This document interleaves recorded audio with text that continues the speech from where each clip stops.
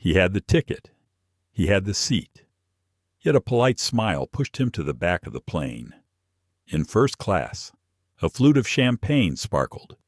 In row 18, a phone screen glowed. Beat. When a quiet CEO pressed a single button, the cabin's hush became a storm that would follow flight AG417 all the way to Eastport. What decides who belongs in a seat you paid for? Policy, perception, or the person who dares to say no?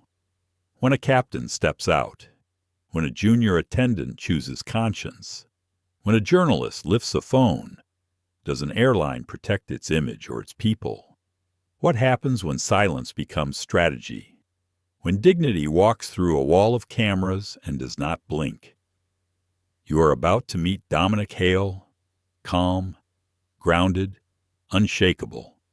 You will hear the hum of engines, the click of a seatbelt, the small words that cut the deepest, and the decision that forces a system to look in the mirror. Beat. If you believe respect is not a luxury, like this video, share it with someone who needs to see it. Subscribe to the channel, and let us step into the cabin together.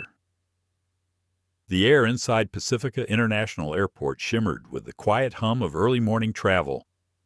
Rolling suitcases clicked along polished tile floors. The overhead announcements blended with the low buzz of conversation. Somewhere in the distance, a coffee grinder roared to life. It was the soundtrack of departures, layered and familiar. Flight AG401 to Eastport International was boarding at Gate 14, a gleaming glass portal to a Boeing 787 Dreamliner. The sleek aircraft waited beyond the jet bridge, its curved nose and massive engines promising speed and comfort. Inside the first-class cabin, flight attendants adjusted pillows and smoothed blankets, preparing for the select few who would fill the wide leather seats. At the boarding lane marked first class, a small group of passengers clustered in line. The first to step forward was Edward Langston. At 55, Edward was the kind of man who made entrances like they were part of a stage play. His silver hair was carefully styled. A deep navy suit hugged his frame. A silk pocket square peeked from his breast pocket in a precise triangle. He carried no bags. Someone else had taken care of that. "Mr. Langston," Samantha Brooks said, her voice carrying the smooth warmth of a well-trained flight attendant greeting a VIP. "We're so pleased to have you on board again. Welcome back." She gestured toward the jet bridge with an open palm, and another attendant stepped forward, offering a flute of champagne. Edward accepted it with a slow smile, eyes scanning the cabin beyond, as if already claiming it. "Always a pleasure," he replied, his voice low and self-assured. He sipped the champagne before stepping onto the aircraft, moving at a pace that invited admiration. Behind him, a different presence approached the gate. Dominic Hale, CEO of Apex Global Airways, walked with the quiet confidence of someone who understood the value of stillness. At 44, he wore a tailored charcoal suit, its lines clean but understated. His shoes were polished but softened by use, the kind of leather that told stories of miles traveled. A simple black carry-on rolled behind him, the handle smooth from years of flights. He had boarded countless planes in his life, but there was always something about stepping into an airport that felt like crossing into another kind of city, one without permanent residents, only people in motion. Today, his destination wasn't just Eastport. It was a boardroom full of negotiations that could redefine a major aerospace contract. The stakes were high, but his demeanor stayed steady. Dominic handed his boarding pass to Samantha with a polite nod. "Morning, Flight AG417 to Eastport." Samantha glanced down at the pass. "Seat 2A. Her eyes flicked back up to his face. For a moment, There was a pause just long enough for the warmth in her smile to cool a few degrees. "Sir," she began, keeping her voice professional, "I believe there may be an issue here. This seat is reserved for our priority passengers." Dominic kept his gaze even. "It's the seat listed on my ticket." She tilted the boarding pass slightly as though inspecting it for hidden errors. Sometimes the system accidentally upgrades a booking. "I'll just need to verify before you can take your seat." A man in the line behind Dominic shifted impatiently, but Samantha's attention didn't waver from him. "For now, could you wait in the main cabin while we sort this out?" There was no scene, no raised voice. Dominic simply studied her expression, saw the polite wall she had built, and recognized it for what it was. He had seen that wall before, a barrier made not of policy, but of perception. His choice now was the same one he'd faced in countless boardrooms and negotiations: push forward and be labeled combative, or step back and play the longer game. He stepped back. "Of course," he said softly, rolling his carry-on toward the aisle that led to economy. In row 18, Dominic slid into a narrow seat beside the window. He placed his bag overhead, then sat with his hands folded loosely in his lap. Out the corner of his eye, he saw passengers file into first class, where Edward Langston was already reclined with his champagne, laughing with another traveler as though the cabin were his private club. 2 rows ahead, a young woman with a camera phone angled discreetly toward the aisle. Taylor Wynn, a freelance journalist with an instinct for moments that mattered, had noticed the subtle exchange at the gate. She didn't know who Dominic was, but she knew what she had seen: a man with a first-class ticket quietly redirected without cause. Taylor pressed record. Dominic felt the gentle vibration of the aircraft as more passengers boarded. The chatter rose and fell like waves. Beside him, a businessman scrolled through emails, oblivious to the small shift in the plane's atmosphere. Dominic's mind, however, was far from idle. Why now? Why here? He asked himself. You've built this company from the ground up. You've sat at the tables that decide the future of this industry. And yet, someone still thinks you don't belong in seat 2A.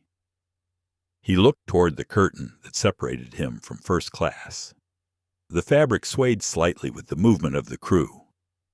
The line between the 2 cabins was thin, a few feet of carpet, but it might as well have been a border between worlds. He reached for his phone. From the home screen, he tapped an icon that wasn't visible to just anyone. It opened to a secure login. A soft prompt appeared: Initiate Protocol. Orion. Dominic's thumb hovered over the confirmation button. Protocol Orion was an internal override, a system designed for moments when the integrity of Apex Global Airways was at risk. It wasn't meant for personal grievances. It was meant for breaches of principle. He pressed confirm. In a glass-walled operations center at Apex headquarters, hundreds of miles away, a red notification blinked onto a monitor. Miles Chen, a ground operations analyst, leaned forward. His coffee cooled beside him as his eyes scanned the screen. The sender's name made him sit up straighter. Dominic Hale, CEO, Protocol Orion. Miles opened the attached data feed. It was live CCTV from the boarding area, time-stamped and clear. He watched the moment Samantha took the boarding pass, saw her smile fade, saw Dominic redirected toward economy. It wasn't a glitch. It was a choice. Miles exhaled slowly. What the hell just happened? On board. Dominic locked his phone and leaned back against the seat. His face was calm, but a quiet current of resolve ran beneath it. The game had changed. The curtain to first class swayed again. Somewhere in the distance, Edward Langston's laughter rolled across the cabin. Beat. This flight had not yet left the ground, but for Apex Global Airways, turbulence was already building. The boarding line thinned as the final passengers stepped onto flight AG471. The hum of the jet bridge shifted to the soft murmur of cabin announcements and the metallic click of overhead bins. Dominic remained seated in row 18, his posture calm, his mind sharpened to a point. From his vantage, he could see Samantha moving down the aisle toward the forward galley. She walked with the composed efficiency of someone who had done this thousands of times. But there was a flicker in her eyes when they passed over him, a brief tightening, as if she had not expected him to comply so quietly. Across the aisle, Taylor Wynn angled her phone just enough to capture Dominic in frame, her fingers moving lightly to adjust focus. She was careful, almost invisible in her movements. The first clip was already uploading, a caption typed without overthinking. First-class ticket. Sent to economy. No explanation. She did not include his name, because she did not know it. Yet. What she knew was that people would recognize the moment for what it was. Dominic glanced at the phone in his hand. Protocol Orion had been activated. The wheels were already turning far from this cabin. He could feel it like a shift in the weather. But here, inside the narrow fuselage of the 787, the air still felt heavy. Samantha's voice came over the PA system, bright and polished. "Ladies and gentlemen, we'd like to welcome you aboard Flight AG417 to Eastport International. Please make sure your seatbelts are fastened." The familiar rhythm of the announcement washed over the passengers, but Dominic heard the subtle undertone of performance. It was a script, one that masked the choices she had made minutes earlier. In first class, Edward Langston lifted his champagne flute as though toasting the cabin itself. He was leaning toward another passenger, recounting a story that involved yachts, a foreign coastline, and an expense account. His voice carried easily over the subdued hum. Dominic's eyes returned to the curtain between cabins. It was more than fabric. It was the visible line of separation, the threshold she had denied him. He took a slow breath, willing himself to stay in the calm center of the storm. At Apex headquarters, Miles Chen sat forward in his chair. He had isolated the footage from the boarding cameras, clipped it to a 30-second segment, and encrypted it for internal review. His fingers danced across the keyboard, pulling up Dominic's passenger file, verifying his seat assignment. Everything was correct. The boarding pass matched the manifest.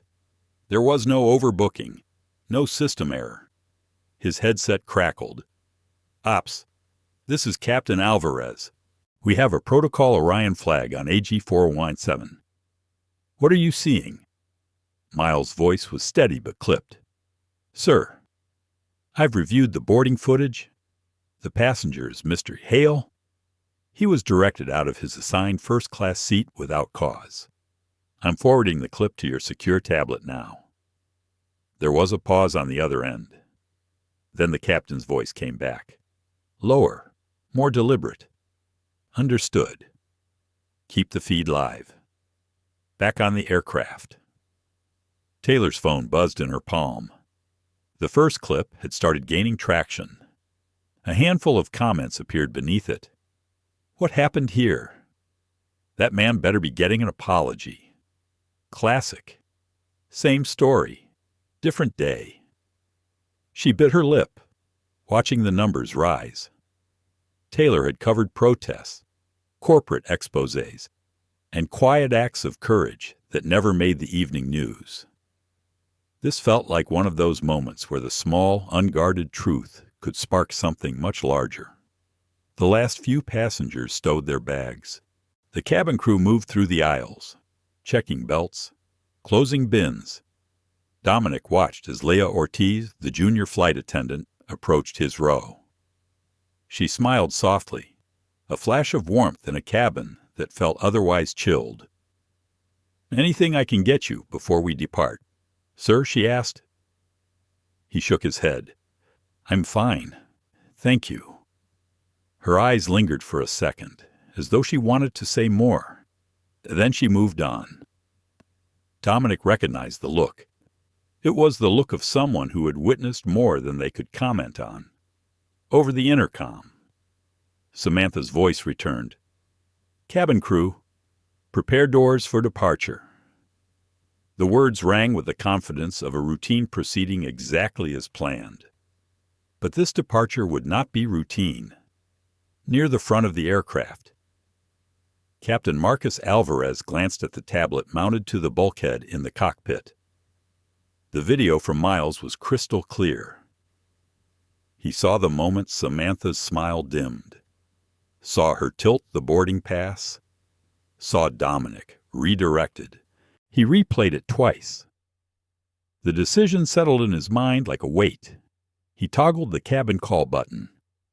"Samantha, can you step into the galley for a moment?" When she arrived, he gestured toward the jump seat, his tone measured. "I just reviewed a boarding incident with passenger in seat 2A. Can you explain why he was moved?" Her brows lifted slightly. "Oh, that? There was a mix-up in the system. Those things happen." "There was no mix-up in the system," Alvarez said, his voice still even. "I've already had it verified." Samantha hesitated, then drew in a slow breath. "Look, Captain, sometimes we get last-minute changes. I didn't want to delay boarding." Alvarez held her gaze. "We're not delaying boarding. We're addressing an error in judgment. Seat 2A is his seat. I'm going to move him there now." She blinked. "Mid-boarding." "Immediately," he replied. "In economy." Dominic saw the captain step through the curtain, his uniform crisp, his expression unreadable. Passengers instinctively leaned back to make room. When Alvarez reached row 18, he extended a hand. "Mr. Hale," he said quietly, "I've reviewed what happened. Let's get you to your seat." Dominic rose without a word. The captain's presence was enough to part the aisle ahead. As they approached first class, Taylor's camera tracked their progress. She didn't need to caption this second video. The image spoke for itself. Edward Langston looked up as Dominic entered the cabin, his expression shifting from mild annoyance to something sharper. He glanced at Samantha, then back at Dominic. No one spoke. Dominic placed his carry-on in the overhead above seat 2A, then sat down with the same unhurried composure he had carried all morning.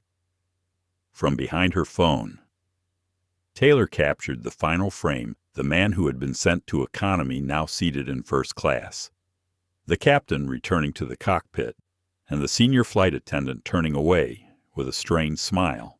By the time the aircraft pushed back from the gate, both of Taylor's clips had been posted. One showed the quiet removal, the other, the captain's intervention. Together, they began to tell a story the internet would not ignore. Dominic leaned back against the leather headrest, eyes on the clouds forming in the distance. The curtain to first class swayed gently as the engine spooled up. Somewhere far from the cabin, the turbulence had already begun. Beat. The cabin lights dimmed slightly as the aircraft taxied toward the runway. Outside, the early sunlight spilled across the tarmac, flashing over the smooth curve of the wing. From his seat in 2A, Dominic Hale's face was calm, but his thoughts moved like deep water beneath a still surface. He opened his phone again, shielding the screen from casual glances. The secure app for Apex Global Airways Executive Network was already running in the background. The protocol Orion confirmation pulsed faintly at the top, a reminder that the first step had already been taken. What came next would depend on the people who saw that signal and understood what it meant. Miles Chen was one of those people. In the operations center, he sat surrounded by glowing monitors and the soft hiss of air conditioning. The floor-to-ceiling glass showed the Pacifica skyline in the distance, but his focus was locked on the incident feed. The boarding footage was still looping on his center screen. Each time, he noted the small details, the shift in Samantha's expression, the way Dominic hesitated before stepping back, the lack of any check-in system alert. There was no operational reason for what had happened. That left only human reason. Miles switched to the live cabin feed. Dominic sat quietly in 2A now, the captain having restored his seat. The tension in the frame was subtle but unmistakable. Samantha moved briskly along the aisle, avoiding Dominic's row entirely. Leah Ortiz served drinks to passengers in business class, her glance flicking briefly toward first, then back down to her tray. Miles keyed into the encrypted communications line. HQ to Captain Alvarez. Status check. Alvarez's voice came through steady. Passenger is in assigned seat. Departure in 2 minutes. Keep monitoring. In the economy cabin. Taylor Wynn refreshed her social feed. Both videos were climbing fast. Dozens of retweets had turned into hundreds. Comments flooded in from strangers who had never met Dominic but recognized the shape of the story. Taylor felt the familiar tingle in her gut, the sense that something was about to cross from a small injustice into a public reckoning. The engines roared, and the aircraft began its takeoff roll.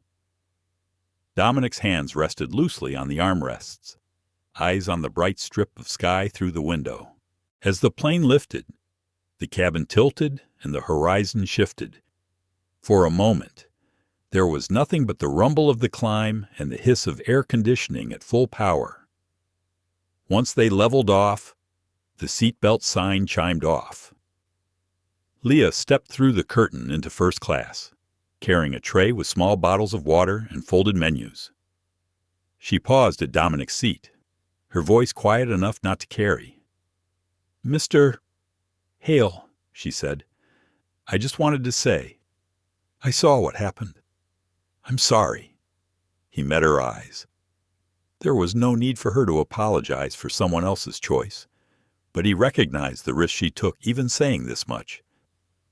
"Thank you," he replied simply. Samantha appeared from the galley and Leah moved away quickly.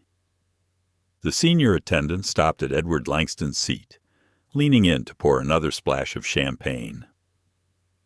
Edward chuckled at something she whispered and raised his glass. Dominic reached into the side pocket of his carry-on and withdrew a slim, black tablet. He unlocked it with a fingerprint and a soft chime sounded. A prompt filled the screen. Upload incident report. He tapped yes. The device began sending the live sequence of events, the boarding video, the seating chart, the cabin camera snapshots to a secure cloud accessible only to Apex Integrity Oversight Team. Miles saw the file appear on his dashboard. He tagged it with a high-priority marker and routed it to the CEO's private folder. Then he paused, realizing what that meant. Dominic had not just triggered a protocol. He was building a documented case in real time. Every keystroke Miles made from this moment would become part of the official record.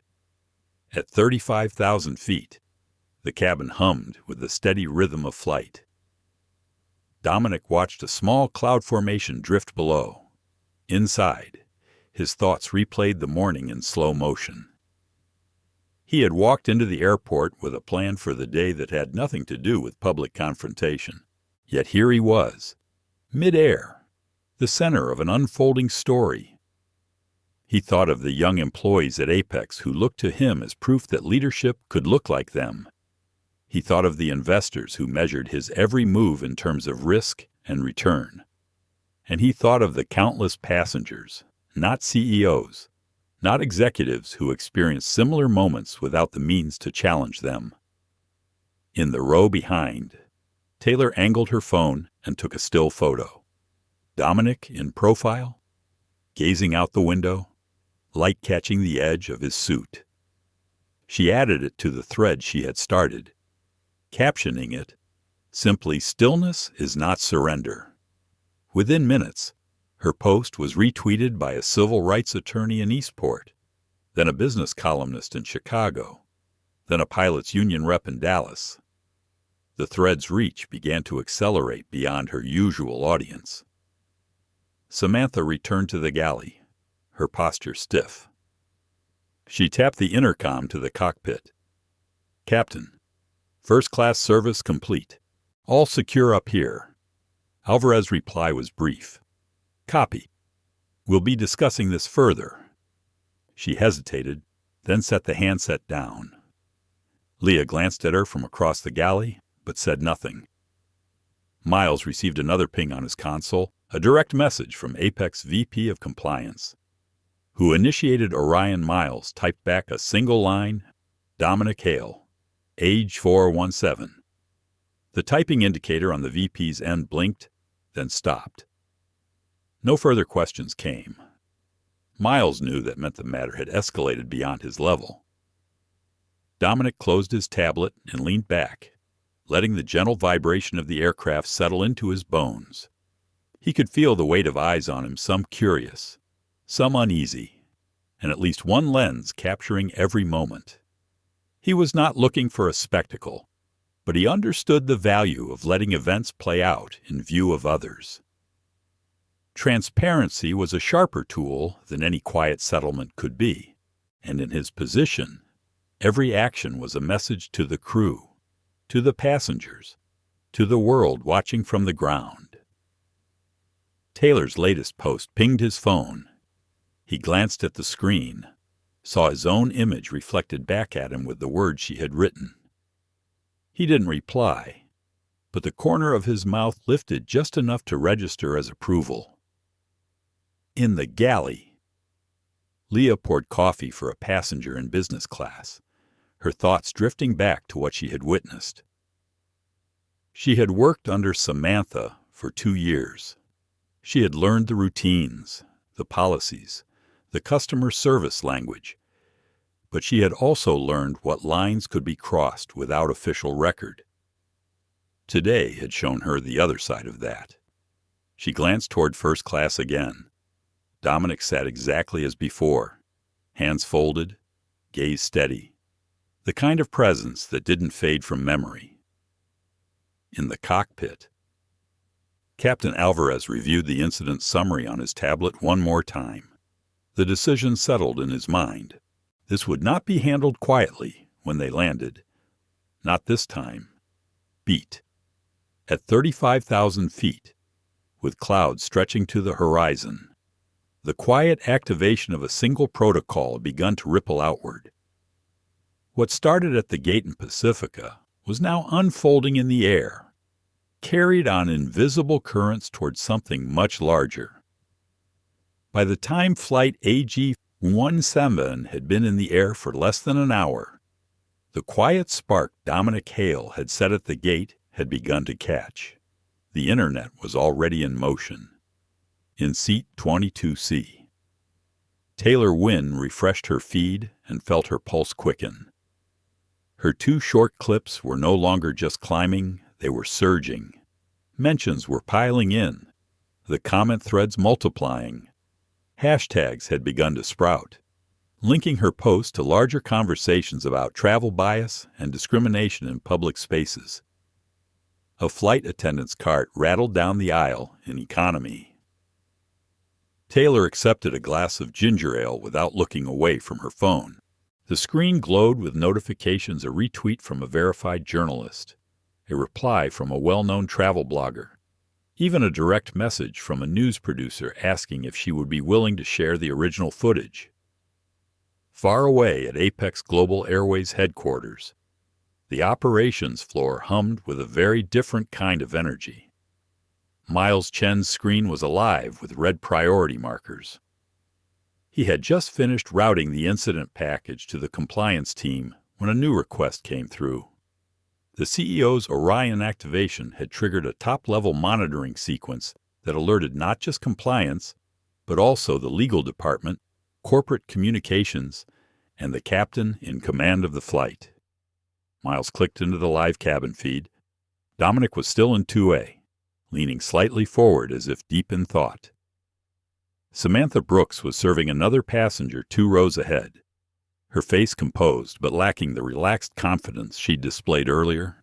Leah Ortiz passed behind her with a tray of coffee cups, her movements brisk but careful. The phone at Miles' station rang, the extension flashing the captain's secure line. He picked it up immediately. "Chen here. This is Alvarez," the captain said, his voice low and direct. "I've seen enough to know this needs to be addressed before we land. Keep the internal comms open." "Understood," Miles replied. "In first class." Edward Langston shifted in his seat, glancing toward Dominic with a flicker of irritation. The captain's earlier escort had disrupted his sense of order. Edward had grown used to being the most important passenger in any cabin. Now, sitting 2 seats away from a man he didn't know, whose presence had drawn the captain from the cockpit, he felt a prickle of unease. Dominic noticed the glance but let it pass. He had no interest in confrontations that served no purpose. His mind was on the sequence of steps already unfolding at headquarters, the protocols designed to pull hidden problems into the light. He had helped design those systems not for moments when everything went wrong at once, but for when small acts carried larger meanings. Today was one of those days. At the rear of the aircraft, Leah paused in the galley to refill a carafe of hot water. She could feel the change in the atmosphere as surely as she could feel the shift in air pressure when the plane climbed. It wasn't just the usual rhythm of a long-haul flight. Something was building. The senior crew whispered in hushed tones. The captain's brief visit to the cabin had not gone unnoticed. She thought back to the look on Dominic's face when she offered him water. Calm, yes. But there had been something else, a kind of watchfulness, like someone who had learned to read every small detail in a room before deciding how to act. Leah had seen passengers get angry, even shout, when they were told to move seats. This was different. His silence had weight. In economy, Taylor's notifications showed a spike she hadn't anticipated. A city council member from Eastport had retweeted her video with the comment, "If this is how we treat people in plain view, imagine what happens when no one's watching." The words carried their own momentum, pulling more eyes to the thread. Taylor typed a quick update.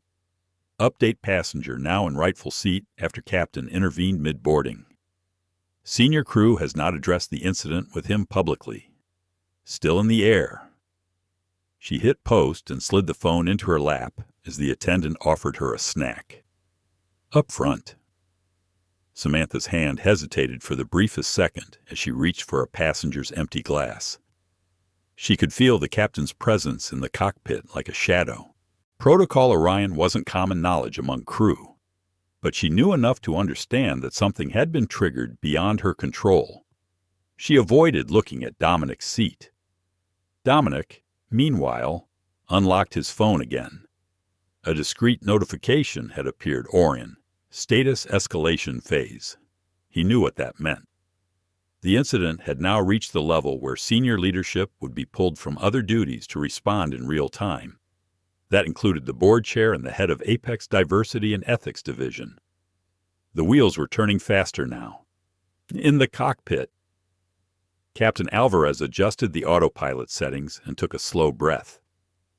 He had seen many kinds of passenger disputes over his career. Some were misunderstandings, others the result of rigid policies applied without discretion. But this was different. The footage and the passenger's identity had placed it in a category where inaction was not an option. He sent a brief message through the crew network: delay ground departure clearance on arrival. Review pending. It was a small line of text, but it would alert gate staff and security to be ready. Miles received the same alert on his dashboard. He added a note: arrival team prepare secure conference space at Eastport. FAA liaison may be notified. His hands moved quickly. The process almost automatic now. What wasn't automatic was the quiet satisfaction he felt knowing that the system was working exactly as intended. In seat 2A. Dominic sipped water and looked out at the cloudscape. Below them, the continent stretched in muted shades of brown and green, rivers glinting in the morning light. He thought about the meetings waiting for him in Eastport, the deals to be negotiated, the strategies to be shaped. Yet he knew those could wait if it meant addressing something larger, something that spoke to the culture not just of Apex Global Airways, but of the industry itself. The captain's voice came over the intercom. Ladies and gentlemen, we are cruising at 37,000 feet. We'll be over the Rockies shortly. Sit back and enjoy the flight. His tone was as steady as ever, but Dominic caught the faint undercurrent, the calm before the next shift. Taylor leaned back in her seat, a small smile playing at the edge of her lips as she saw the engagement on her post continue to grow. She wasn't sure how this story would end, but she knew it had already left the confines of the plane. Whatever happened upon landing, the world outside would be watching.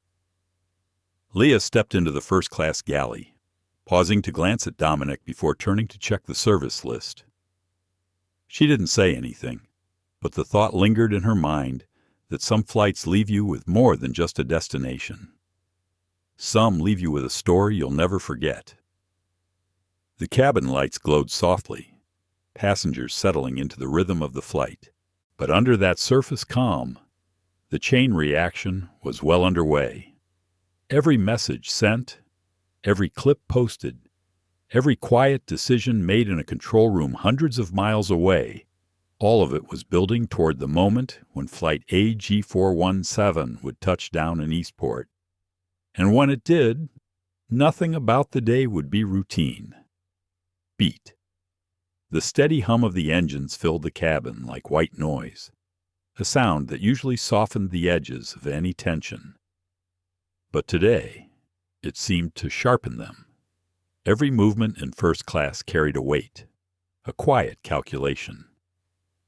Dominic Hale sat upright in 2A, his expression as unreadable as the horizon beyond the glass. Captain Marcus Alvarez had been silent for most of the climb, letting the automated systems handle the long stretch over the Rockies. But the incident replayed in his mind with each passing minute. In all his years of command, he had learned that problems ignored at altitude rarely dissolved on descent. They hardened. He toggled the cabin interphone. Samantha, when you have a moment, join me in the forward galley. A pause crackled through the line before her voice replied. Understood. Captain, in the aisle. Samantha smoothed her uniform and walked forward, her heels clicking softly against the carpet. When she stepped into the galley, the captain was already there, arms folded, his gaze steady. Close the curtain, he said quietly. She obeyed, the thick fabric falling between them and the rest of the cabin. Explain what happened at boarding, Alvarez said, not unkindly, but with a firmness that left no room for deflection. Samantha hesitated, the faint scent of brewing coffee hanging between them. There was a last-minute reassignment. These things happen. Marcus. The system. He held up a hand. I've reviewed the manifest, the boarding footage, and the internal logs. There was no reassignment, no operational cause. Her mouth tightened. Sometimes it's better to avoid a scene. We had a VIP request, and it seemed simpler to move Mr. Hale quietly. That quiet move triggered a top-tier protocol. Alvarez said, Do you understand what that means? She exhaled sharply. I understand that he's the CEO, and I understand that maybe this is about optics now. But in the moment, Alvarez interrupted. You made a choice that cannot be justified by procedure. And now we have a live incident with documentation streaming to headquarters. Samantha's eyes flicked toward the curtain, as if she could feel Dominic's presence through it. So what happens now? What happens now, Alvarez said, is that we finish this flight professionally. When we land, there will be an official review, and you should be prepared for questions that go beyond this one decision. Her jaw clenched, but she nodded. Understood. As she turned to leave, Alvarez added, Samantha, the uniform comes with responsibility, not privilege. Remember that. She didn't reply, just slipped back into the cabin with a mask of composure that didn't quite reach her eyes. From his seat, Dominic had not heard the words, but he had seen the exchange.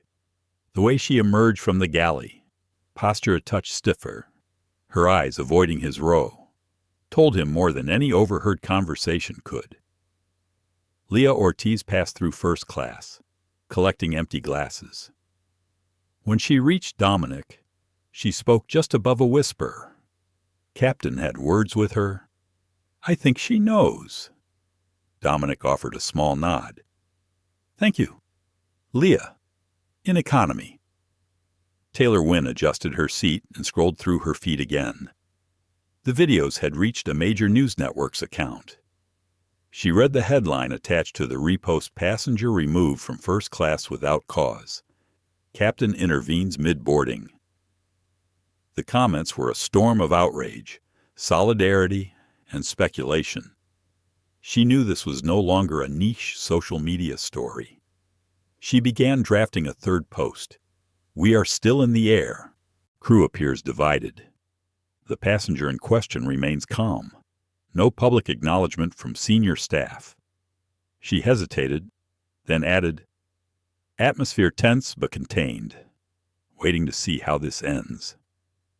At Apex headquarters, Miles Chen watched the engagement metrics on an internal dashboard. The system wasn't just tracking the social media spread, it was correlating it with Apex brand sentiment analysis in real time. The numbers were shifting, fast enough to draw attention in the executive wing. He received a direct ping from the VP of Compliance Legal, wants a hold on all public statements until CEO debrief. Keep live monitoring. Miles replied copy. Flight stable. Captain engaged with senior FA. In first class. Edward Langston cleared his throat and leaned toward Dominic. Quite the spectacle you've stirred up. Dominic turned his head slightly, meeting Edward's gaze without a hint of heat. I didn't stir anything. I sat in the seat I was assigned. Edward gave a short, dry laugh. The world's full of people who think they're owed a certain place. Dominic let the words hang in the air before answering. Sometimes the place you're owed is exactly the one you paid for.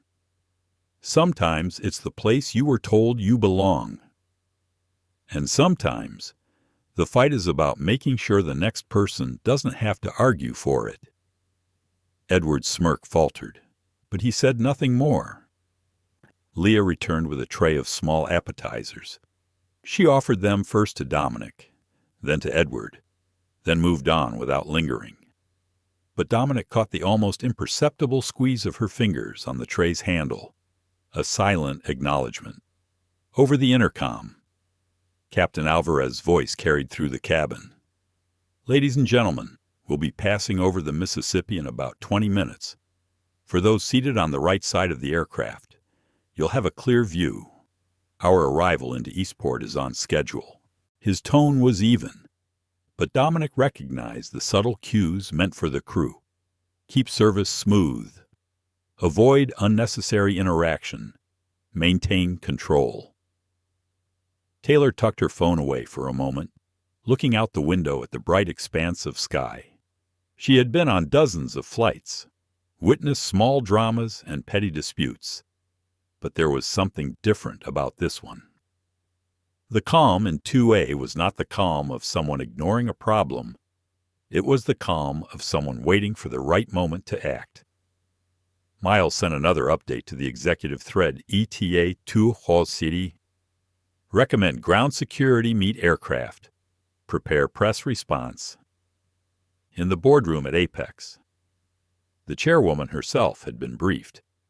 She leaned back in her chair, considering the implications. A CEO targeted with discriminatory treatment on his own airline was not just a personnel issue. It was a public trust issue. And in the age of instant communication, the court of public opinion was already in session.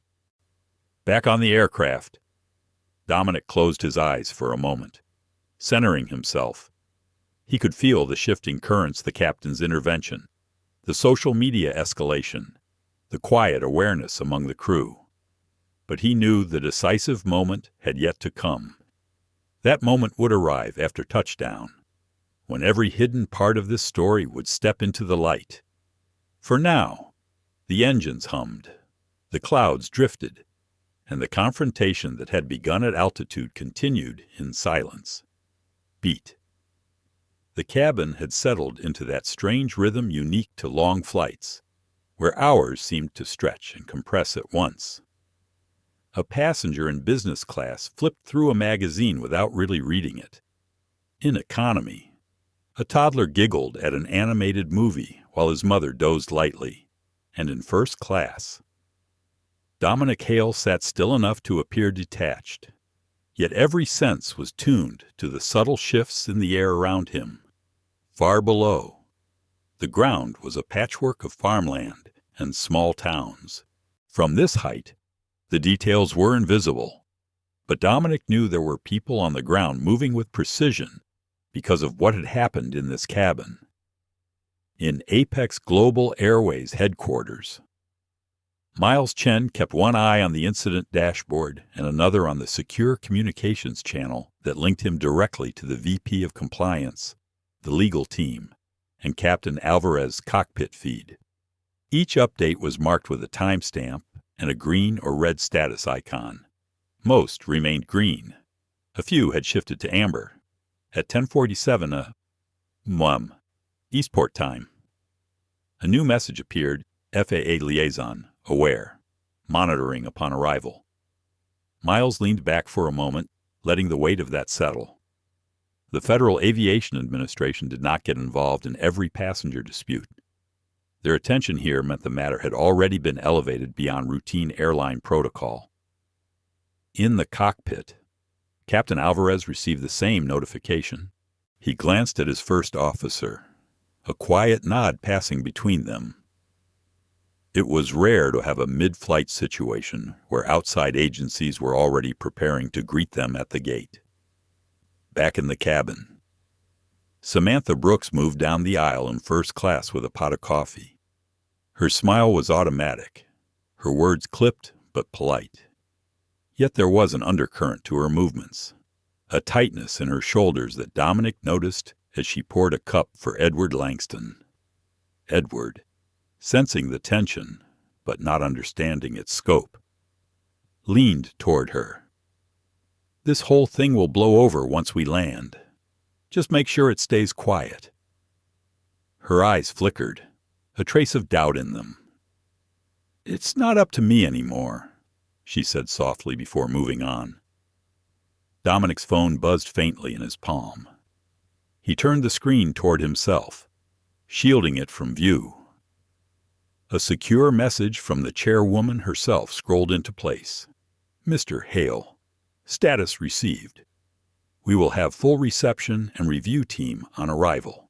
Proceed as you deem fit. He closed the message without typing a reply. The chairwoman's wording was deliberate. She was reminding him that the next steps were his to control, and that the company would align behind whatever course he chose. It was a subtle but unmistakable acknowledgement that this incident was not just about one flight. In economy, Taylor Wynn took another look at her feed. The engagement had reached levels she'd only seen during major breaking news. National journalists had started following her account. One had tagged the airline's official handle, demanding a public explanation. Others speculated about whether the passenger in question was indeed the CEO. She typed quickly. Ground sources confirm FAA will monitor arrival of flight AG417. Unclear if incident will result in immediate action. Still in the air. Passenger calm. Crew split in tone. Leah Ortiz passed through the economy cabin carrying a tray of drinks, her eyes scanning the rows automatically. She paused when she saw Taylor, recognizing her from the boarding area. Their eyes met for a fraction of a second, and in that moment Leah understood who was feeding the story beyond the aircraft walls. She did not intervene. By the time Leah returned to first class, the scent of warmed bread and fresh fruit was drifting from the galley. She stopped at Dominic's row. "Would you like anything before the next service round?" "Just water for now," he said. As she poured it, she hesitated. "Sir, whatever happens when we land, I want you to know not everyone up here agrees with what happened earlier." He met her gaze with quiet gratitude. "I know. Thank you for saying it." Edward shifted uncomfortably in his seat, pretending to be absorbed in a report on his tablet. The presence of loyalty toward Dominic unsettled him in a way he couldn't name. Miles received another ping from the FAA liaison security protocol to initiate upon taxi. Media presence confirmed at gate. He typed the details into the operations log, already picturing the controlled chaos that awaited. Gate agents, security officers, compliance staff, and now reporters would all converge in a tight window between landing and deboarding, in the cockpit. Alvarez adjusted the flight plan slightly to account for a line of weather building near Eastport. It would not delay them significantly, but it added another layer to his mental calculations. He checked the fuel status, confirmed their ETA, and then keyed the interphone again. "Leah, join me in the galley when you have a moment," he said. When she arrived, he kept his voice low. "You've been in proximity to Mr. Hale more than the others since boarding. Anything I need to be aware of?" She considered her words carefully. "He's calm, watchful, not trying to escalate, but he knows exactly what's happening." The captain nodded. "Good. Keep it that way. We're under a microscope now."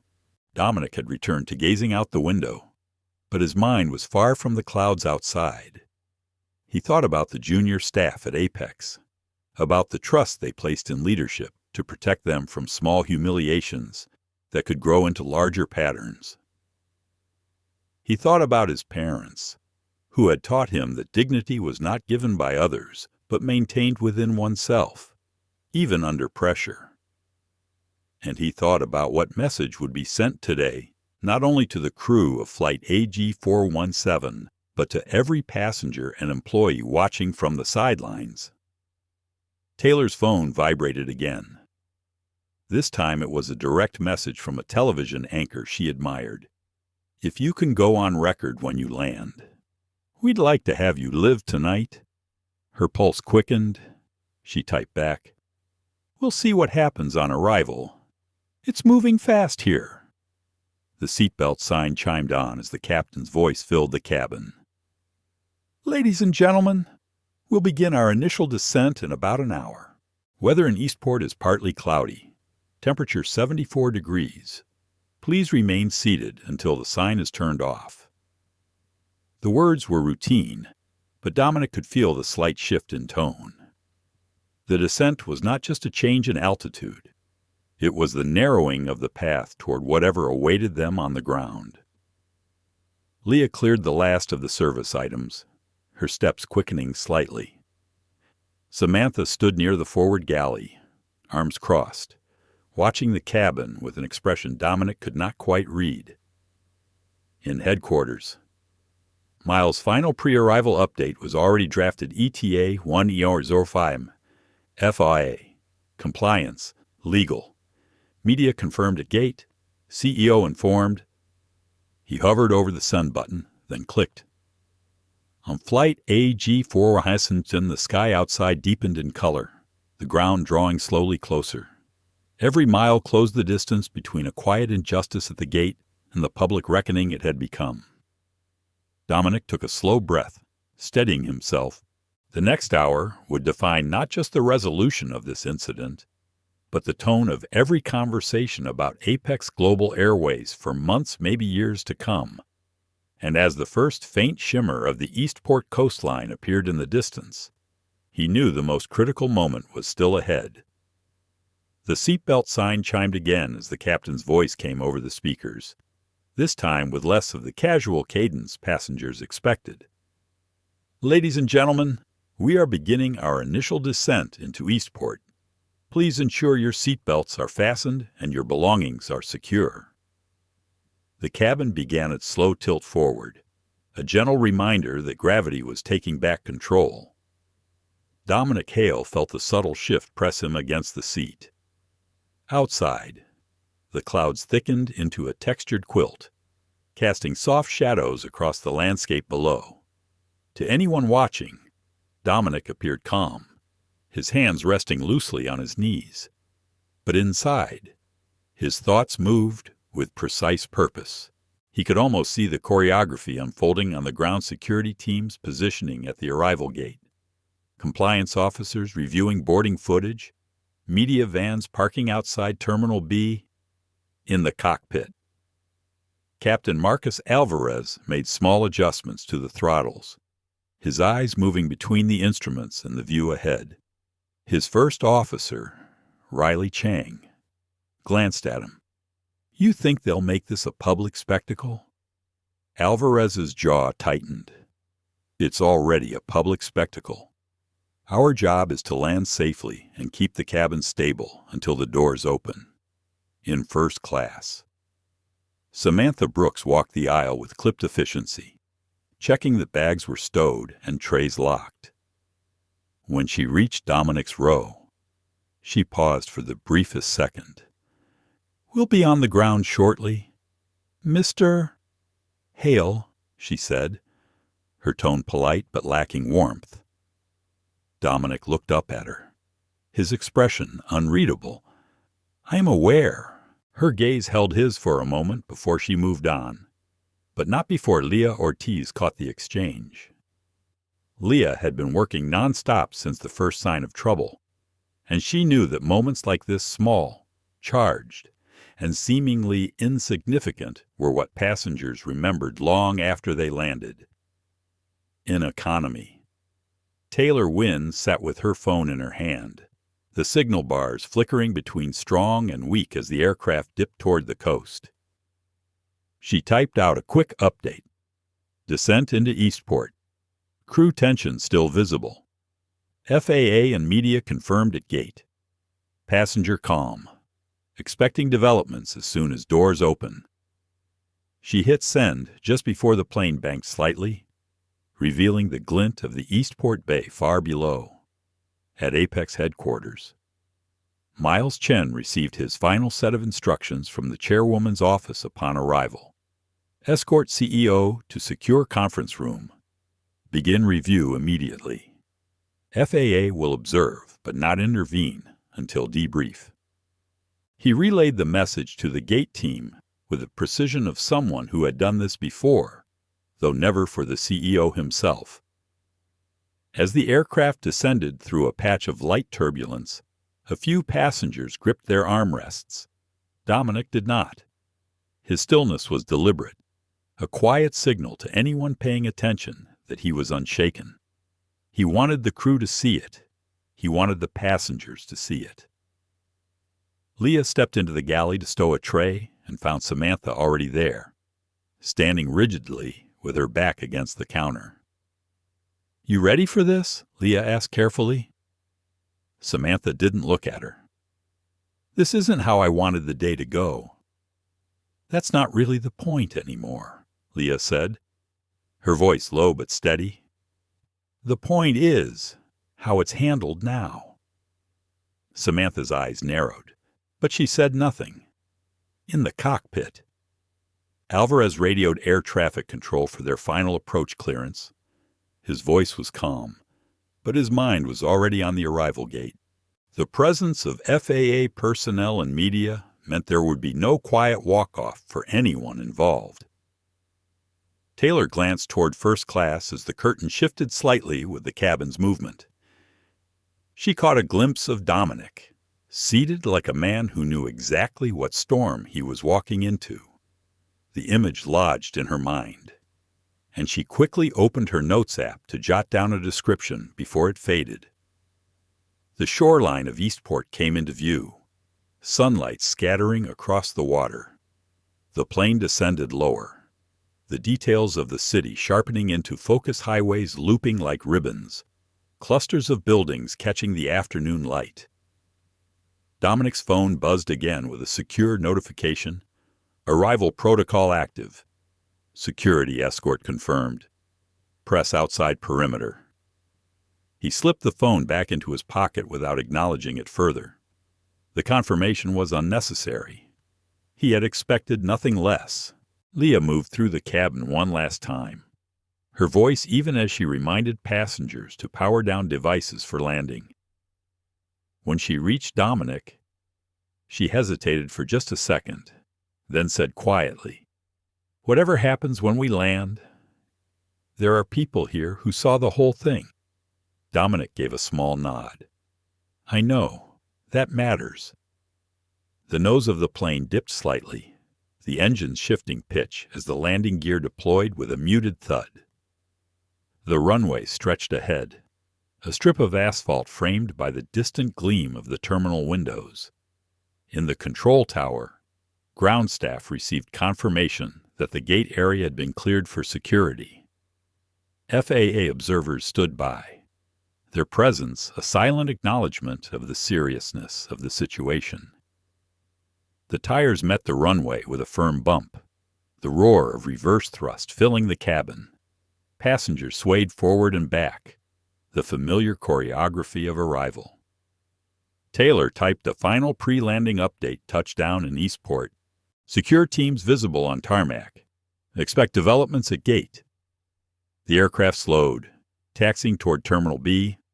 Outside, Dominic could see the cluster of vehicles near the gate security carts, a dark SUV with tinted windows, and a few camera lenses glinting in the sun.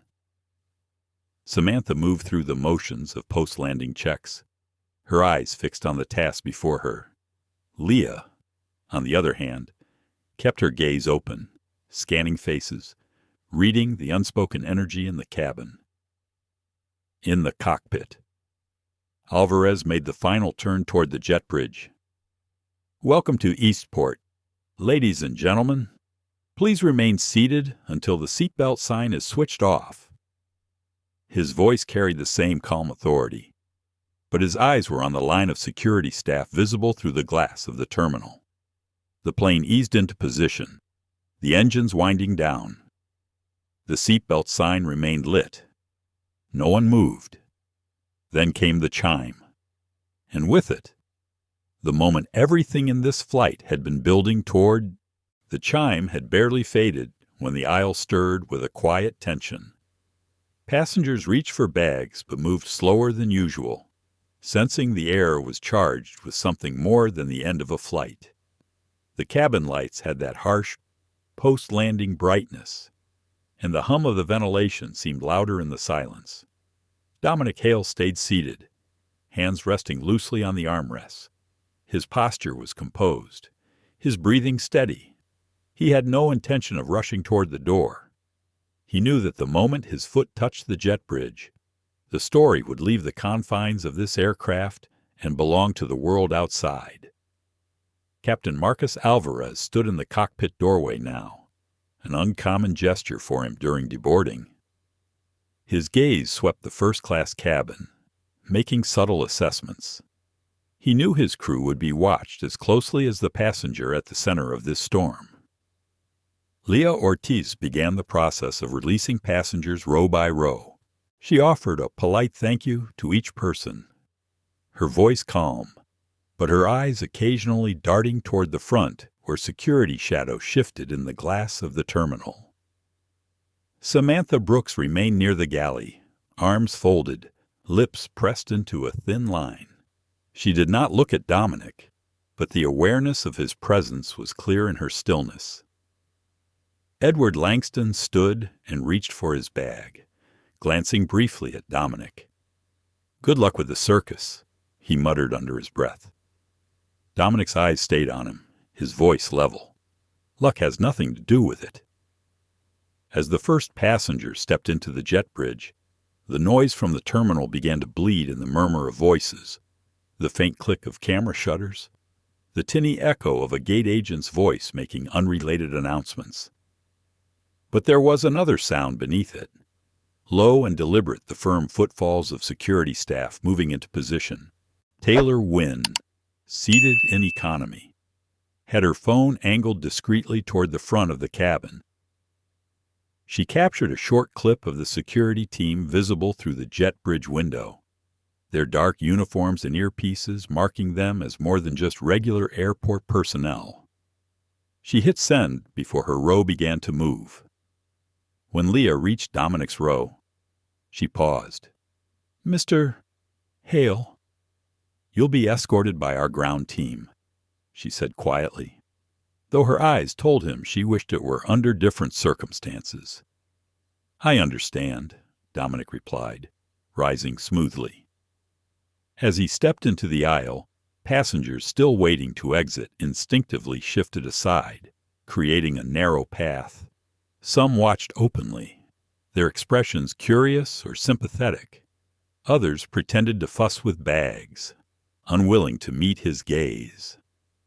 Samantha stepped back as he passed, her eyes fixed on a point beyond him. The jet bridge was a tunnel of cool air and controlled tension.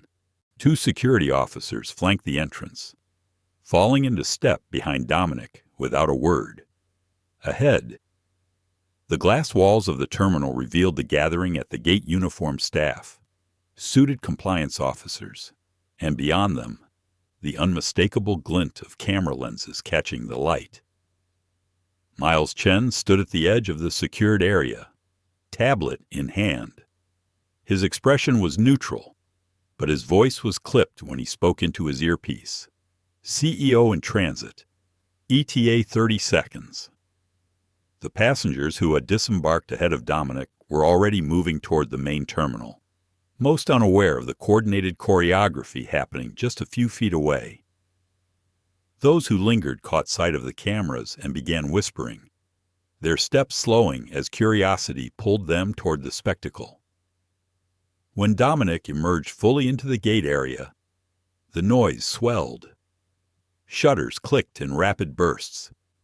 Someone called out his name. Another voice shouted a question about the incident.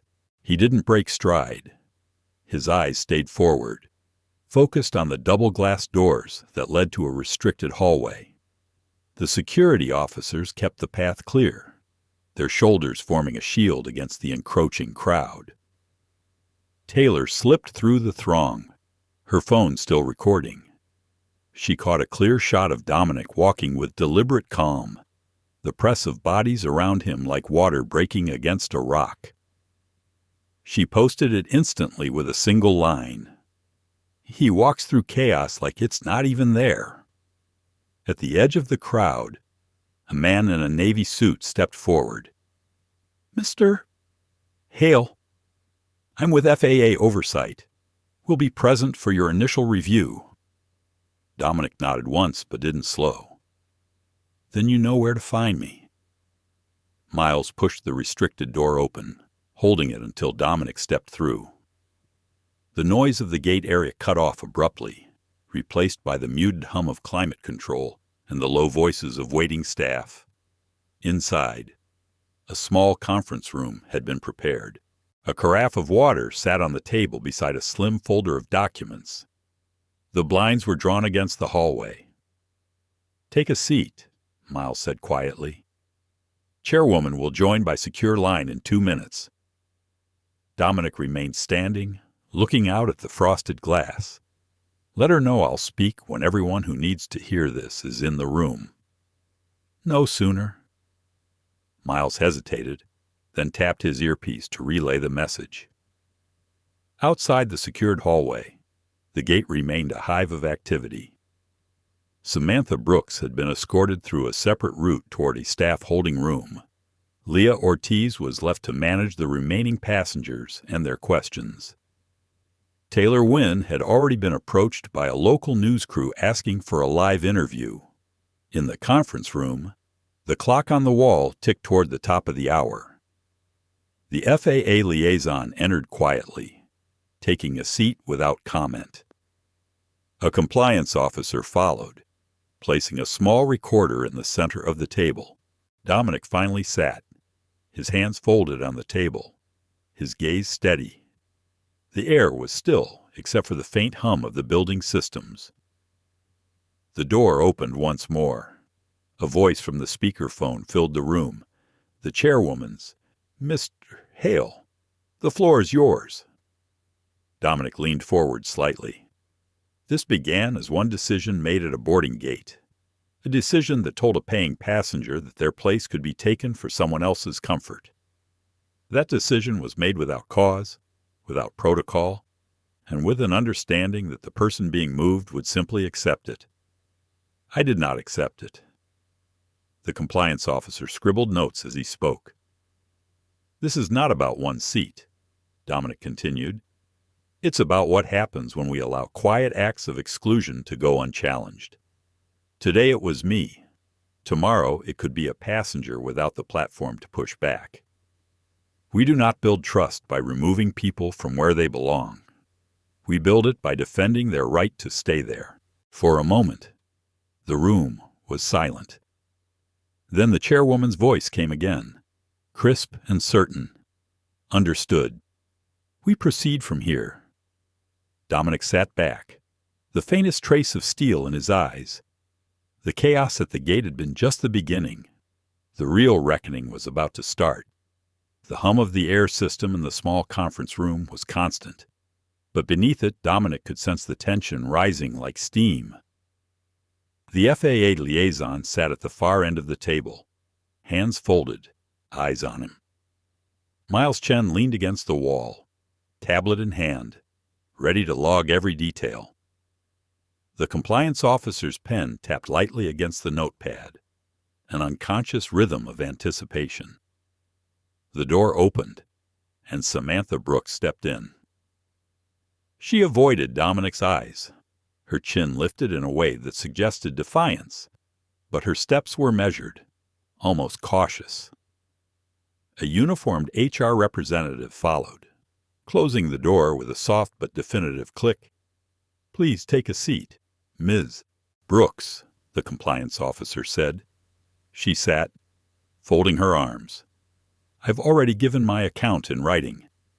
The officer nodded without looking up. "Now we'll go through it verbally, with Mr. Hale present." Dominic leaned back in his chair, his expression calm but attentive. He didn't speak, letting the silence stretch just long enough for Samantha to shift uncomfortably. The compliance officer began. "At the boarding gate, you approached Mr. Hale and informed him his assigned first-class seat was being reassigned to another passenger. Is that correct?" "Yes," Samantha replied. "It was a priority accommodation." "Was the other passenger a medical emergency?" "No." "A government official on urgent duty?" "No." "A paying passenger with higher status than Mr. Hale?" Samantha hesitated. "Not exactly, but they were considered a VIP by the airline." Dominic finally spoke, his voice steady. "You mean someone you were instructed to prioritize, regardless of ticket or status?" Her eyes flickered toward him, then away. "That's how we've been told to handle certain situations." The FAA liaison scribbled something in his notes. The compliance officer's voice remained even. "Did you follow standard reallocation protocol?" Samantha shifted in her seat. There's discretion given to senior crew members in cases like this. Dominic let a small pause hang in the air before saying, "Discretion without oversight becomes bias in uniform." Samantha's jaw tightened. "It wasn't personal." "That's the problem," Dominic said. "If it wasn't personal, then it was systemic. And systemic bias is far worse than one person's poor judgment." The HR representative interjected, "Let's focus on facts. Were you aware of Mr. Hale's identity when you reassigned his seat?" Samantha's answer came faster than expected. "Yes." The room went still. Even the quiet hum of the air system seemed louder. Dominic studied her. "So you knew who I was, and you still assumed there would be no consequence." Her lips pressed together. "I assumed you'd take it up later, not make a scene in front of passengers." "I didn't make a scene," Dominic replied. "I sat down where I was told and observed." The scene made itself when passengers recorded what they saw. Miles typed something on his tablet, the rapid taps breaking the silence. The compliance officer flipped a page in his notes. "Ms. Brooks, do you believe your actions reflected company values?" Her voice was quieter now. "I believe I acted within the flexibility I've been allowed. Whether that reflects the company's values, I don't know anymore." The FIA liaison looked up for the first time. "That answer will matter in my report." Samantha's eyes darted to him, and for the first time a hint of unease crossed her face. Dominic didn't gloat. He didn't raise his voice. He simply leaned forward slightly, his tone measured. "This isn't about one flight attendant or one seat.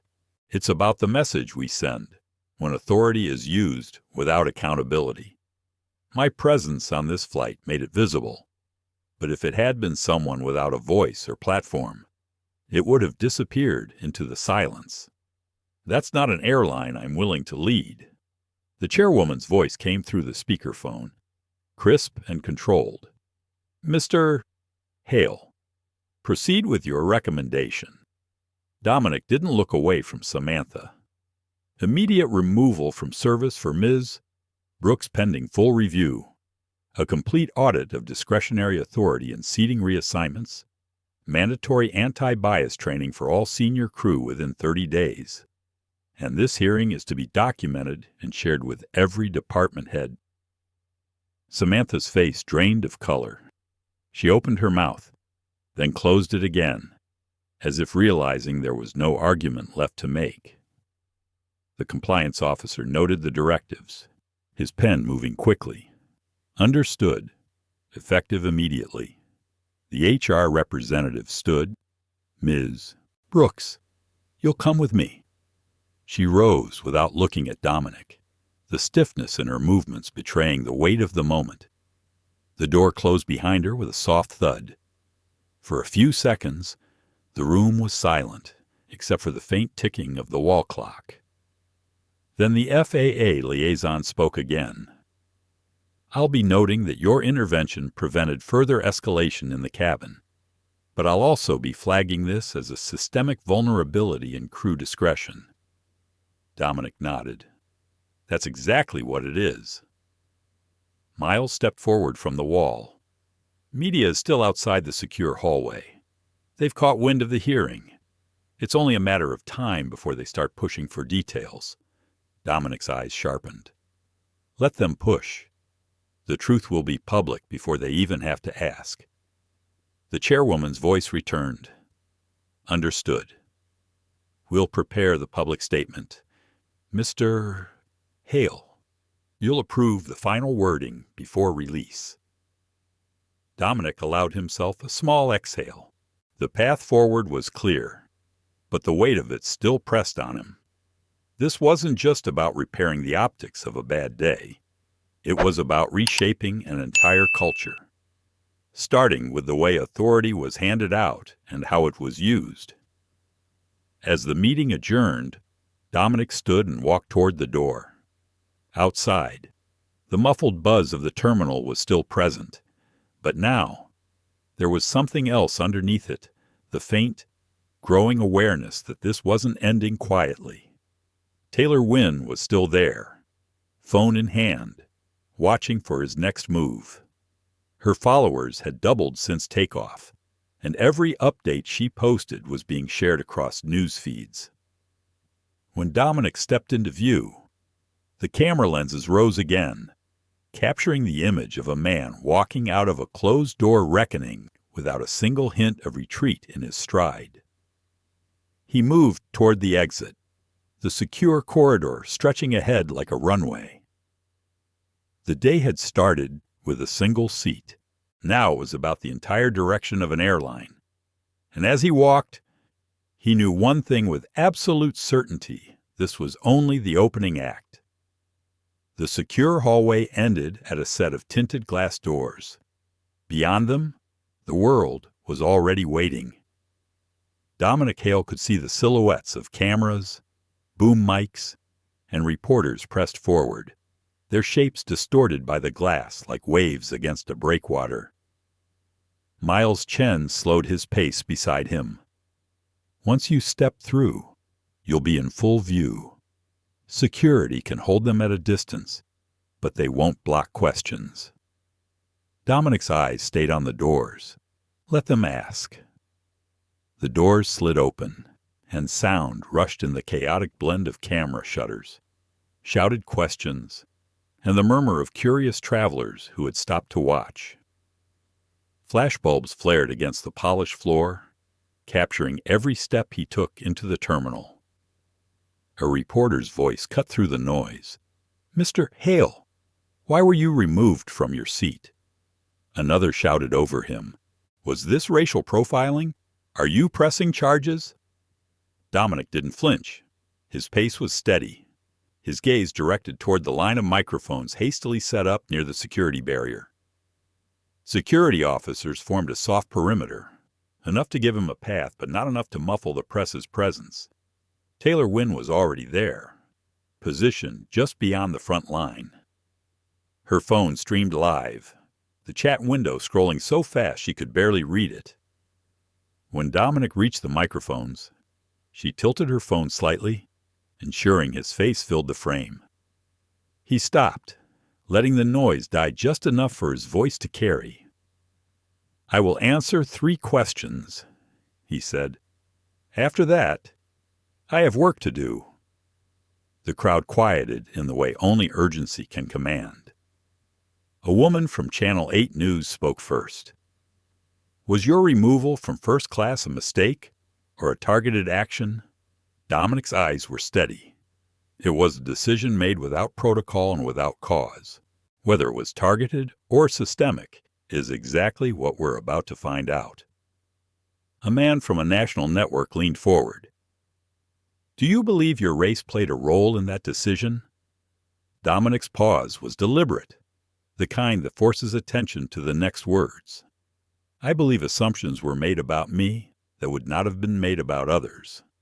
I believe those assumptions reflect deeper issues in how authority is exercised in this industry." The final question came from Taylor, her voice cutting cleanly through the noise. "What happens now?" Dominic didn't hesitate. "Now. The culture changes or the people who refuse to change will leave." The murmur rose again, reporters calling for follow-ups. But Dominic stepped back from the microphones. He gave no more. Miles guided him toward a side exit, where a black SUV waited. As they moved, passengers still lingering in the terminal turned their phones toward him, some whispering, others calling out words of support. Once inside the SUV, the noise of the terminal fell away. Dominic sat back, loosening his tie just enough to breathe. Miles glanced at him in the rearview mirror. "That last line's going to be everywhere in an hour." "It's supposed to be," Dominic said. On the drive from Eastport International to the downtown headquarters, the first clips of the press exchange were already flooding social media. Taylor's live stream had hit over 2 million views within 40 minutes. The hashtag #RightfulSeatForSale was trending, alongside Dutch Apex CEO and systemic bias. In her own rideshare, Taylor refreshed her feed, watching the engagement climb. Her DMs were full of interview requests and offers to license her footage. She ignored most of them. This wasn't just about clicks. This was about the story hitting where it mattered. At Apex headquarters, the PR team was already drafting statements. Screens in the crisis room displayed real-time sentiment analysis, showing a spike in negative mentions, but also a rapid rise in supportive commentary from customers and advocacy groups. Dominic arrived through the underground garage, bypassing the lobby entirely. In the elevator, he closed his eyes for a brief moment, letting the hum of the machinery settle his thoughts. He had walked through chaos at the gate, faced the press without flinching, and now the real work would begin. The work that would decide if this moment was remembered as a headline or a turning point. Upstairs, the executive conference room was lit brightly, despite the late afternoon. The chairwoman was already on a large video screen, flanked by legal counsel and 2 other board members. "You've set the tone publicly," she said. "Now we need to align internally." Dominic took his seat at the head of the table. "Alignment starts with truth. Every internal report from today will be released to employees before it's sent to the press. No spin, no omissions." A murmur passed through the executives in the room. One of them, a VP of operations, frowned. "That's not our usual process." Dominic met his eyes. "That's why we're here." As the meeting progressed, updates came in from the FAA, confirming their cooperation in reviewing discretionary seating authority across all Apex flights. Civil rights organizations had already issued statements calling for broader industry audits. The conversation had moved beyond one flight, beyond one airline, in another part of the city. Samantha Brooks sat in a quiet HR office, waiting for the formal notice of her suspension. Her phone buzzed constantly, messages from colleagues, friends, and strangers alike. Some offered sympathy, others didn't. She had avoided looking at the news, but fragments of the press conference had reached her anyway.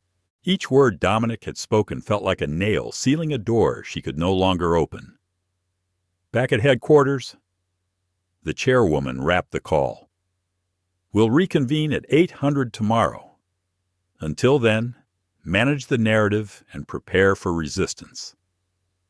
Dominic stood, gathering his notes. Resistance is expected, but so is change. Outside, the city lights had begun to glow against the darkening sky. The press vans were still parked near the terminal, their satellite dishes pointed upward, sending the day's footage to every corner of the country. Taylor, now at a small cafe with her laptop, uploaded a longer cut of her footage, pairing it with commentary about systemic bias in customer service industries. Within minutes, advocacy accounts began sharing it, linking the Apex incident to broader stories of quiet, everyday exclusion. Dominic returned to his apartment just before 10. He poured a glass of water and stood by the window, looking out at the city.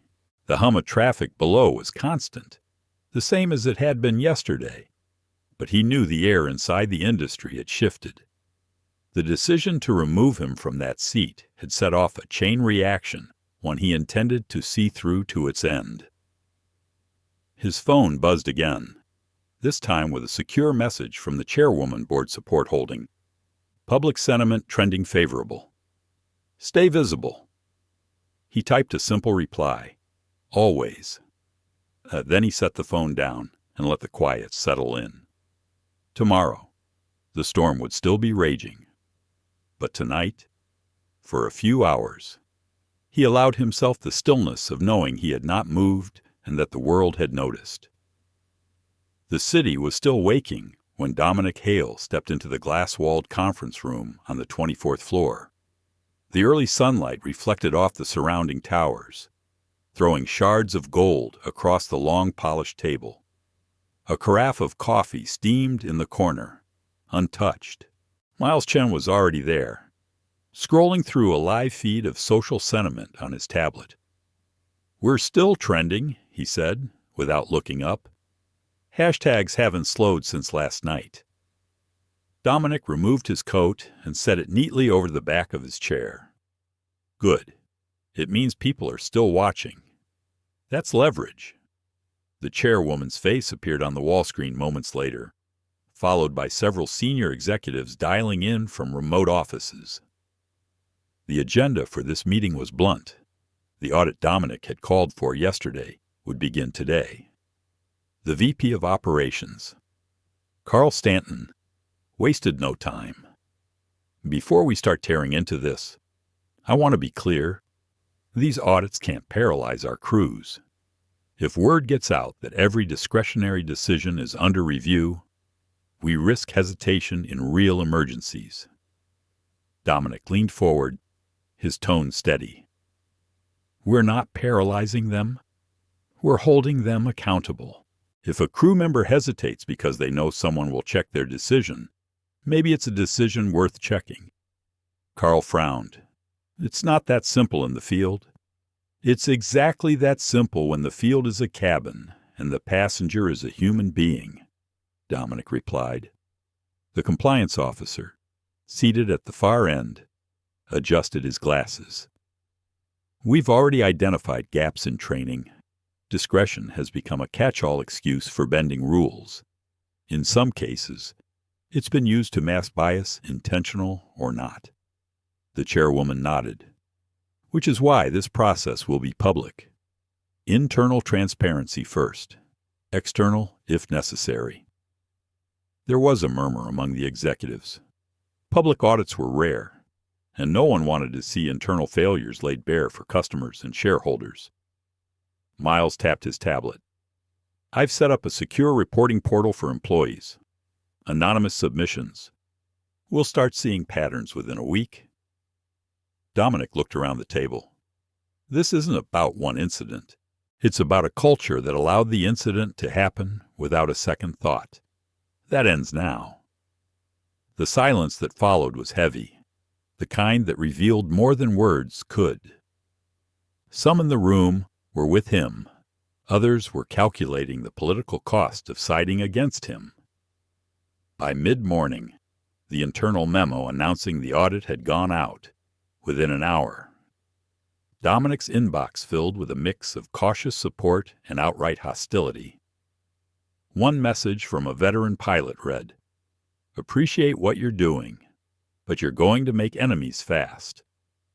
Another, from a senior flight supervisor, was less polite. "You don't understand what it's like out there.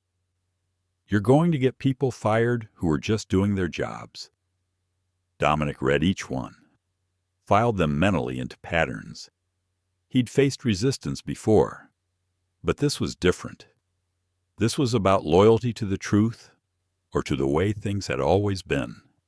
At noon, he met with Leah Ortiz in a quiet break room near the crew lounge. She looked nervous, glancing at the closed door. "I got your message," Dominic said, sitting across from her. Leah folded her hands.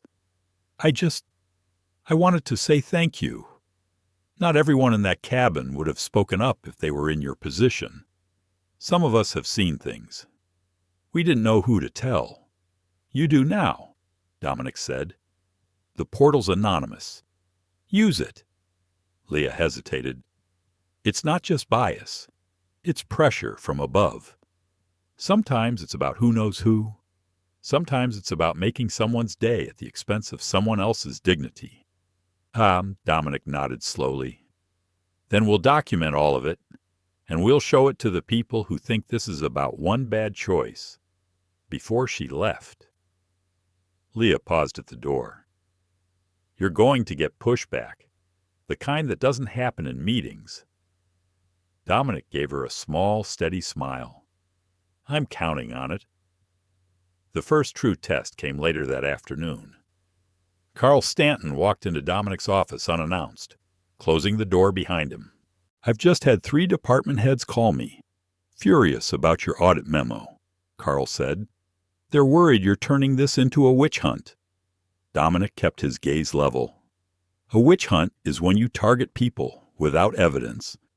This is the opposite. We're gathering evidence so no one can hide behind procedure." Carl stepped closer. "You've been here long enough to know the board hates instability. You keep this up, you're going to find yourself isolated." Dominic stood, not to intimidate, but to meet Carl eye to eye. If isolation is the price for doing the right thing, then I've paid worse prices before. Carl studied him for a long moment before turning toward the door. "You won't see it coming when it happens." When the door shut, Miles stepped in from the adjoining office. "That went well," he said dryly. Dominic exhaled slowly. Better they show their cards early. By evening, the news cycle had shifted again. Taylor Wynn had published a detailed thread linking the Apex incident to other passenger testimonies she'd uncovered. Several stories went viral, each describing small acts of quiet exclusion that rarely made headlines but chipped away at trust in the industry. In her final post of the day, Taylor wrote, "One CEO decided not to let it slide. Now we'll see who else stands up." Dominic read it from his desk, the city lights stretching out beneath the floor-to-ceiling windows. Outside, the storm was building again. Inside, the real battle had begun not against the press, but against the people who had the most to lose if change actually happened. Tomorrow, the pushback would get louder, and Dominic intended to be louder still. Morning light poured through the windows of a parked Apex 787 at Eastport, washing the cabin in a soft silver glow. The jet bridge was attached, the doors propped, the aisle empty for now. Dominic Hale chose this place on purpose. Not a ballroom, not a podium with drapes. Here, inside the space where the harm began. Here, where the remedy would be spoken. He stood by seat 2A with his jacket off and sleeves rolled once, the leather still warm from sunlight. He placed his palm on the headrest for a moment, then let it fall. His face was composed, but his breath carried the weight of a sleepless night. Miles Chen climbed the jet bridge with a tablet under his arm. He stopped beside Dominic and opened a folder of preliminary findings. No theatrics, just numbers and patterns that spoke for themselves. Discretionary receipts without documented cause. Disparities in who was asked to move. Complaints filed that went nowhere. The graphs were not dramatic. They were steady in a way that chilled more than any spike could. "It is not one person," Miles said quietly. "It is a practice that became a habit." Dominic nodded. "We will break the habit." Voices echoed up the bridge. The cabin began to fill. Crew representatives, station managers, reporters with muted voices and bright lenses. The chairwoman on a screen mounted near the galley. Captain Marcus Alvarez took a jump seat facing the aisle, his uniform perfect and his eyes clear. Leah Ortiz stood in the forward galley, hands folded, steady as a shoreline. Near the last row of first class, a woman in a dark blazer stepped in with a simple badge. Amelia Grant, the FAA liaison, had come in person. Taylor Wynn found a spot against the bulkhead and lifted her phone. She spoke softly to the stream. "We are inside the aircraft. Seat 2A is here behind me. No stage, no distance. This is where the statement will be made." Beat. Dominic stepped into the aisle. The cabin hushed. He did not need a microphone. The 787 carried voices with a gentle echo that felt like the inside of a chapel. "I called this meeting on the aircraft because this aircraft belongs to the public trust," he said. "We fly people to work and to weddings and to funerals. We fly people to new lives and back to old ones. The only way to answer what happened is to stand inside the place where it happened. He nodded to Miles. The screen above the galley lit with simple slides. No names of passengers. No faces. Only patterns. A quiet cascade of proof. First, Dominic said, we acknowledge the harm. A paying passenger was removed from a seat without cause. That passenger was me. But today is not about me. Today is about everyone who sat where they were told and trusted us to see them as equal in dignity. Second, we acknowledge what the data shows. When discretion is unconstrained, bias will borrow its uniform. We did not set enough guardrails. We will set them now. He paused, letting the sentence land. The cabin was so quiet that the faint click of a camera felt like a cough. Effective today, discretionary seat reassignments are suspended unless a documented operational reason is entered and co-signed by the captain. Every reassignment will be reviewed within 24 hours by compliance and by an internal civil rights team. We will publish quarterly numbers to our employees and to the public. He looked down the aisle to Captain Alvarez.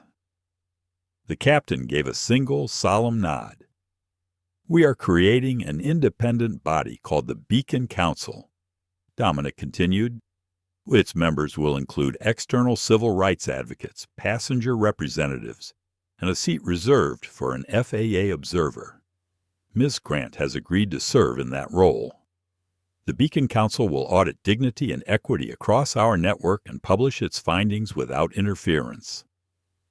Amelia Grant inclined her head. The FAA will monitor for follow-through, she said.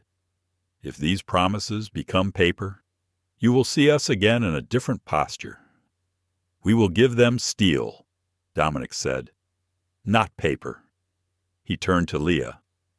Miss Ortiz, you spoke up when it was not easy. You will join our new training council to rebuild how we teach power and service. Your voice will be in the room where scripts are written. Leah swallowed and nodded once, eyes bright but steady. He turned to Miles. Mr. Chen, you built the systems that made truth visible. You are now Director of Integrity Systems with authority across operations, data, and reporting. Your charge is simple. Make it impossible to hide a pattern. A few quiet breaths moved through the cabin. Taylor lowered her phone a fraction and blinked hard, then lifted it again. A hand rose from row 3. Carl Stanton stood, suit sharp, expression sharper. With respect, Carl said, this is a noble speech, but you are about to choke the crew with fear. In the real world, decisions must be made fast. You will freeze service. You will make enemies of your best people. Dominic did not move. He kept his voice low enough that everyone leaned in. In the real world, we decide what real means. We can say real means speed at any cost. Or we can say real means speed with guardrails. We can say real means excellence without dignity. Or we can say excellence is made of dignity. Carl's jaw flexed. And when our top performers leave because they feel targeted, then they were never our top performers, Dominic said quietly. Our top performers are the ones who can carry skill and respect in the same hand. Amelia spoke without looking at Carl. The FAA has seen airlines hide behind a myth that safety or service cannot live with equity. That myth ends today. Captain Alvarez unbuckled his jump seat and stood. I was the captain on that flight. I made a choice to intervene. I would make it again. These reforms do not slow the airplane. They steady it. For a long second, the cabin held its breath. Then the chairwoman spoke from the screen. The board supports these measures. If anyone cannot, our Human Resources Department will accept resignations before close of business. Carl sat down slowly, eyes fixed on the armrest. The message was understood. Dominic took one last breath and faced the cameras. To our customers, he said, we are sorry. We failed a standard we claim to live by. We are not asking for trust back today. We are asking for the chance to earn it with work you can see. He stepped aside. Questions came like rain. He chose 3. Taylor asked the first. How will you know this is not just a speech? Because the numbers will be public, Dominic said, and because the council that checks us will not report to me. A reporter near the aisle asked the second. Will there be discipline beyond the suspension? We already know about, yes, Dominic said. Discipline will follow evidence, but the larger discipline is culture. This is not about one name. It is about how we assign worth. A young journalist asked the third, why hold this inside a cabin when you could do it on a stage? Because a stage is for distance. Dominic said, a cabin is for travel. This company is not traveling away from this. We are traveling through it. He closed the briefing with a simple line. A seat can be purchased. Respect must be protected. Beat. The crowd thinned. Crew drifted into quiet conversations. Reporters filed down the jet bridge with their gear.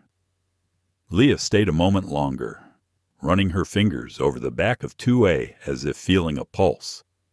A small boy and his father entered with a station escort, part of a community program that toured airplanes between flights. The boy stopped at 2A and looked up at the pledge placard that Miles had placed in the headrest sleeve. It read in plain type that every passenger would be treated with dignity equal to their ticket and equal to their neighbor. The boy traced the first line with his finger, then glanced at Dominic. Is this your seat? He asked. It was for a while, Dominic said with a smile. Today it belongs to anyone who has a ticket for it. The boy nodded in the serious way children do when the world makes sense.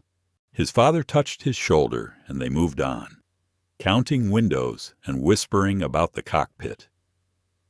Dominic watched them go, then turned back to the aisle and let the cabin settle around him.